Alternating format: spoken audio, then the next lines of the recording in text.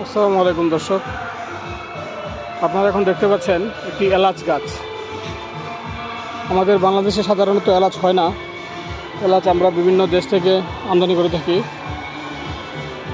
বিশেষ করে এলাচ কাশ্মীর এবং শ্রীলঙ্কা থেকে আমদানি করা হয়, যেখানে প্রচুর টাকা আমাদের খরচ হয়, ডলার খরচ করে আমদানি করতে হয়। এখানে বাংলাদেশে এই নেত্রকোনা একটা জায়গায় এলাচে একটা গাছ রোপণ করা হয়েছিল বহু আগে। সেই গাছের বয়স প্রায় 7 বছর। এই গাছটার মধ্যে এই বছর এলাচ হয়েছে, দেখতে পাচ্ছেন এলাচ ফল। এই ফলগুলো যখন পরিপক্ক হবে তারপর শুকালে এটা এলাচে রূপান্তরিত হবে।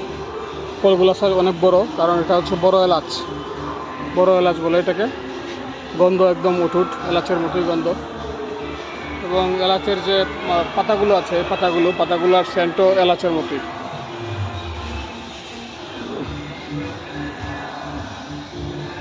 এই গাছটা অনেক দিন ধরে আমি লক্ষ্য করছি এবং বুঝতে পারছিলাম যে ফুলের কলি আসছে, যেহেতু তাহলে এবার ফুল হবে।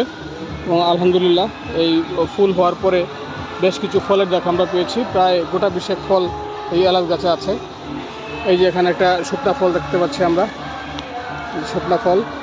এই ফলটা পরিপক্ক হওয়ার আগেই কোনো কারণে শুকিয়ে গেছে, যার ফলে এই ফলটা থেকে আসলে যতটুকু আমরা গন্ধ এবং স্বাদ এক্সপেক্ট করি সেটা হবে না হয়তো। যেগুলো বড় আছে, পুষ্ট আছে, সেগুলো থেকে আমরা যথেষ্ট গন্ধ এবং স্বাদ পাবো ইনশাল্লাহ।